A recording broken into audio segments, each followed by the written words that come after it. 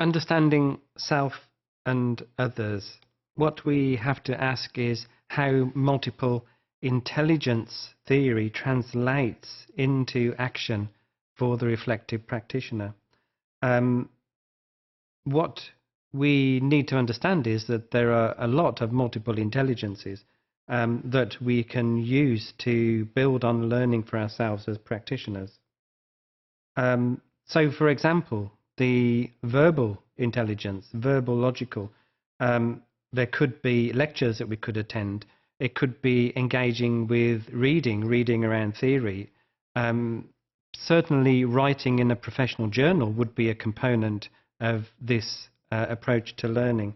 It could also be about discussing or presenting to colleagues, or maybe even online through a blog, for example, would be a way where the reflective practitioner could activate this particular intelligence.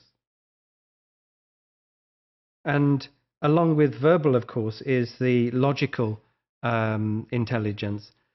This is very much where the reflective practitioner can brainstorm, problem solve, actually begin to hypothesize about actions and results of actions in the classroom. In terms of the visual learning, this could be about the reflective practitioner observing another teacher, perhaps a mentor, and learning from that observation. It could be about drawing or outlining in a professional journal ideas, experiences, maybe using symbols or graphs or charts in order to get more clarity, more idea, and to learn from the experience that they're having.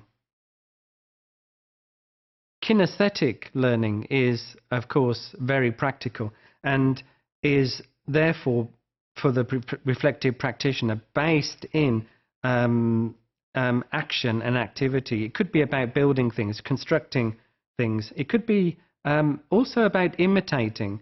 A useful activity could be to observe a very experienced teacher and then try imitating their particular approach in your own teaching. The musical intelligence is not so much about music, but more about rhythm and pattern. And so learning for the reflective practitioner here can be about listening to others in discussion.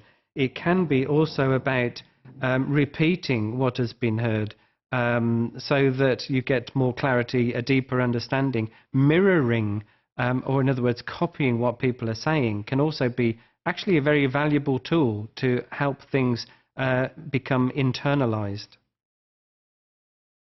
The intrapersonal modality of learning is very much about introspection, and roles that can be taken on here for the reflective practitioner are about other people advising and supporting, providing guidance.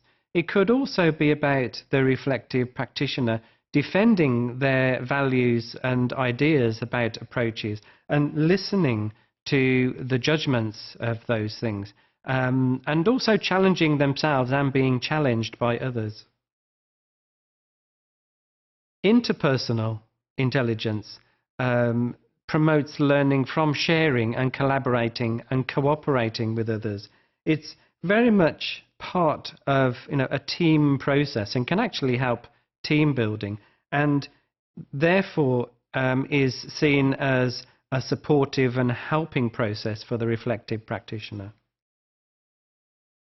The naturalistic intelligence is a way for the reflective practitioner to bring order to the experience and to bring order to the reflection of the experience.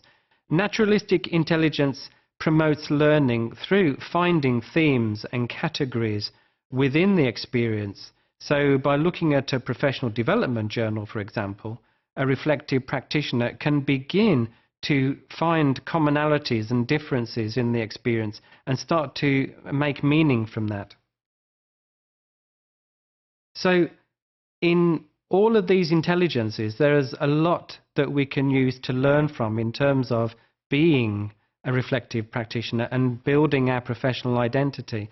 The important thing to remember is that there are many multiple intelligences, and really to try and learn from all 9 modalities is very, very problematic. It's better to try and focus on a few, maybe 3, 4 or 5 would be enough for any individual.